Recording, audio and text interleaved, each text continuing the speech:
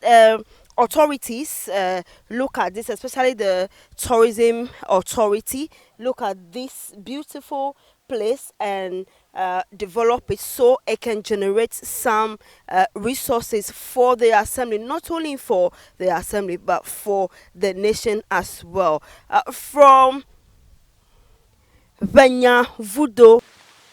Oh, we do. I mean, we do for me. I'm a man of my career. Hello. Assemblyman, a dolangono. For a calculate you, I'm a vafia, Nana Kamajo. Near all of a bubuna jetto. Yoga. Tama. Ago is just the knocking. That's how we knock in the Volta region. It's part of our tradition. When you are coming to a house, you knock. So ago just means you are informing the house that somebody is coming. Notification. And fear miele fifila fear enya vanya vudoto. Vanya is one of our ancestors who, during the migration from Ngoche, our history tells Ngoche was the last point before they came to this our area. But then some of us dug more into the history. We realized that Ogbejeke Ojeshon, as the Gan people would say, we came far beyond Ngoche. But Ngoche was the last point around Beni, where our ancestors migrated to this side. As they were moving, they named the areas according to what they see. For instance, Keta, Aro Keji. Keji means the Ke is sun, the G is top, so top of the sun. Then they reach Keta to the top is also top of the sun because Ka, Eta. So as they continue moving, they reach here. As they reach here, our ancestor, the wife, she is now called Mama Tegbe. As they reach here, she was so tired because they became old, actually, during due to migration. So she sat down and she said she murmured and she said, I can't move again. So this was her last point of migration. She settled here. That's why we call here Tegbi. It's like Mama Tegbe. Mama is the woman and Tegbe, murmured. So like, this is the end. I can't move anymore. So here becomes Tegbi, Mama Tegbe. That is the name. So as they reach here, this is the well they dug, and this is the livelihood for the community. This is what they use. This is the water our great-great-grandfathers or ancestors used for livelihood. And this well, not to exaggerate, this well was here before the slavery. And the slavery is over 500 years now. It started in the 1400s. So we can say approximately 700, 800, or 900 years old is this well. And the well never get dry, no matter what the season. Whether it's a dry season, it doesn't dry. It's spiritual significance for us that we will never wither, we will live forever.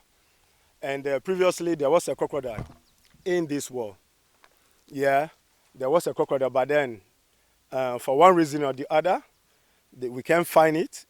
It must be somewhere dead or vanished. We can't really tell. Nobody is somehow mysterious. Maybe it came out of the wall and died somewhere. We can't specifically say. So this well it's a very sacred area here. During the Hugbechojo festival, this is the water that has been used for the libation.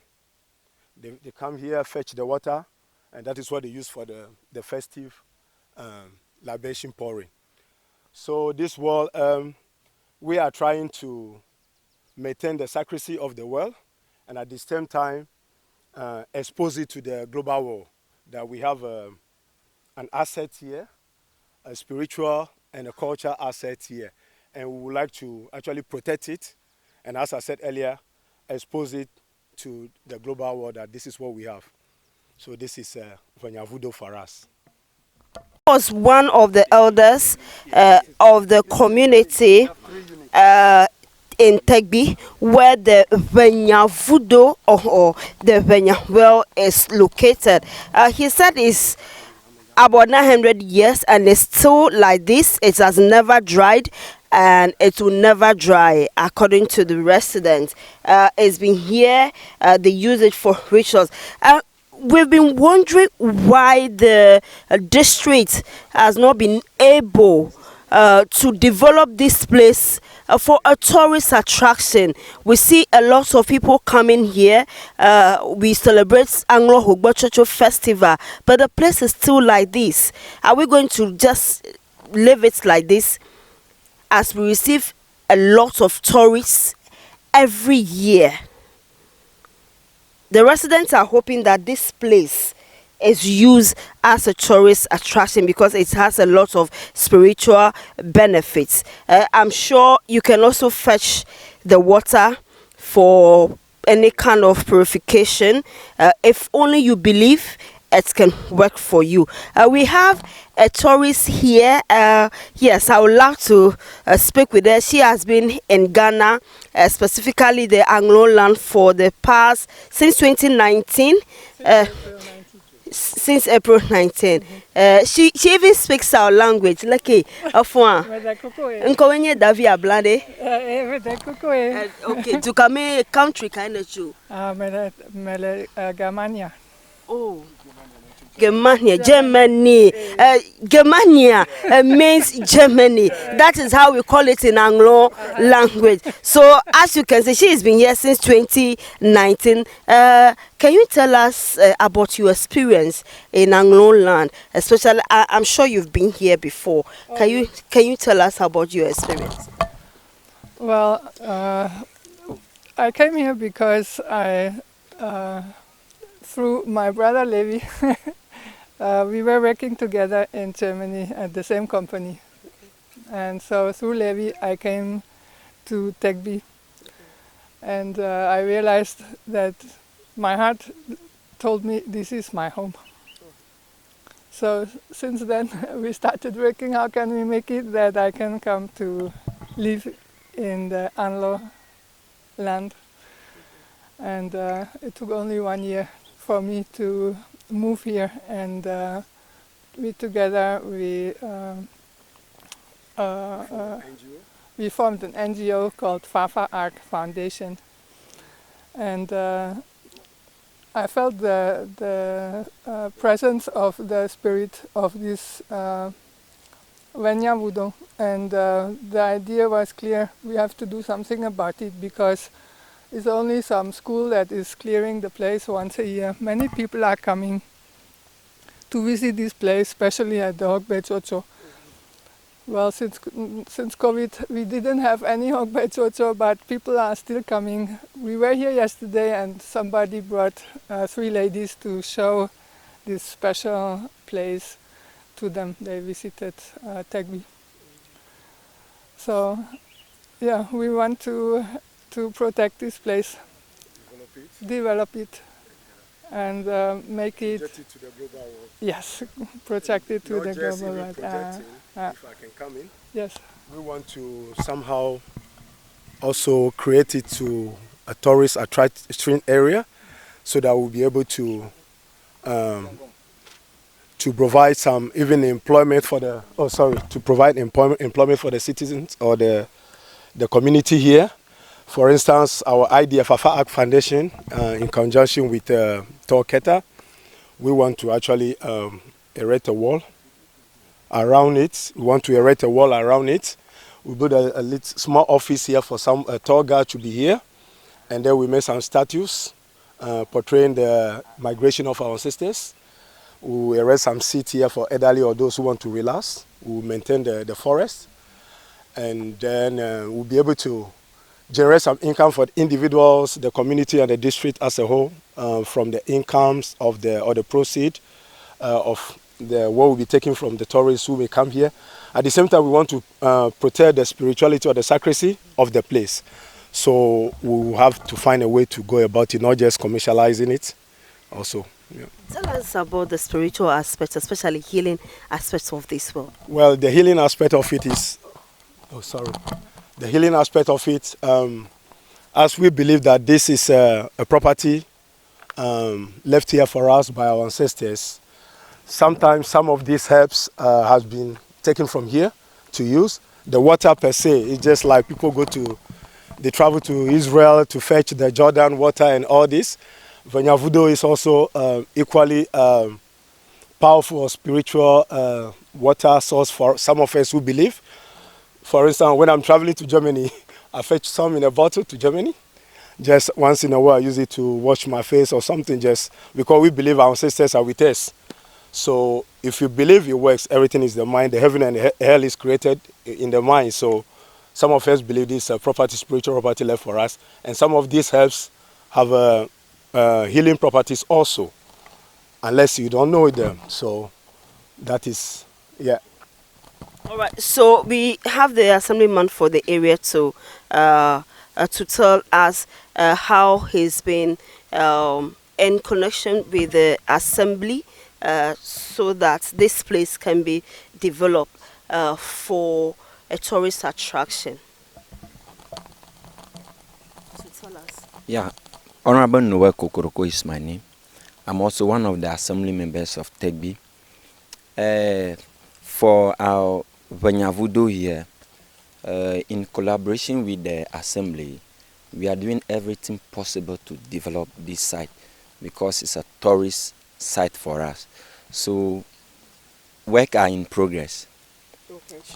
So he is saying work is in progress, plans are underway to develop this place.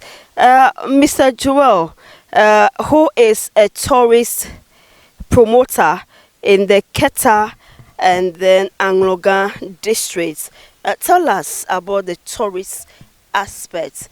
You've been promoting tourism all this while. What have you done about this beautiful place? Thank you very much. My name is Joel Deg. I'm a promoter and a tourism developer. I have written a book, Tourism, the Acres of Diamond in Keta and Anglogan. In this book, I talk about 42 tourist attractions and the facilities and the accessibilities in the area. Actually, I spoke about the 6 A's in this book: attractions, awareness, accessibility, accommodation, arts and culture, and I think amenities. These are the 6 A's of tourism. I also talk about the 4 S. That is the sun, as a star, the sand, the sea, and S star X, sex. There are 4 S in tourism: the sea, the sun, and the sex. So I have developed these topics extensively in this book. It's about 180 something book. So the point is very simple. On our way, on their way, Togbi Benya made a stop over here, and when the people were thirsty, and the wife was thirsty as we've been, so decided to provide water by digging this well. It's a many centuries old well, and it has a spiritual connotations. Now what we want to do is, the place has been fenced and walled once. You can see the pillars standing with barbed wires, but it's now down. So we are imploring the assembly, that is the Anglogan, this place is under Anglogan district, to, as a matter of urgency, refurnish this place. We've been to other places around the world. And it's not about the place, it's about how you showcase it. Yeah, so we are imploring the assembly, through the assemblymen here in Tegbi, to put this place to shape. You go to Thailand, you go to Vietnam, you go to Sri Lanka, Cambodia. They don't have anything grander or bigger than what we have here. But they develop the site, they develop the attractions that a tourist with about $5,000 in his pocket or on his credit card would like to come and spend it in your economy. So as I have said it oftentimes, and I continue to say it, nobody has ever challenged me on that, that the District Assembly Common Fund, the internally generated fund, and the DPAT fund, or the DFD, the grants and those goodies and freebies, will never ever develop our local communities. What will develop our local communities? Identifying the hidden resources, the hidden treasures in our community. That is the only thing. I did resource development in the university, and I know what a resource is. According to Zimmerman, resources are not, they become. So this thing, people see it as not a resource. But when we add value now, when we add usability to it, it becomes a resource. When we get 500 tourists coming here, paying $5 here, this place can generate some money. They will buy water in our system, in our local economy. They will lodge in an eco-friendly lodge or in a hotel, either $50 a night or $100 a night. When they spend 6 nights here in our local economy, it's money. So I'm challenging everyone, from the president to the ministers to the assemblymen, the DC, the MC, the metropolitan chief executives.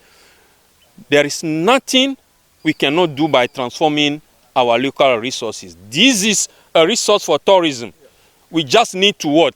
Develop it to an extent, promote it. Today, the technology, the ICT world has given us, you can go on the social media, either Twitter or Facebook or Instagram, and put this in there, and somebody looking for such stories will travel from any part of the world and come and look at our asset here and pay something for it. That is what Maldives, Anguilla, and Bahamas, and Honolulu, and Hawaii, these are what they are using. Mexico, they are using the hidden resources in their environment to promote tourism. So it's possible.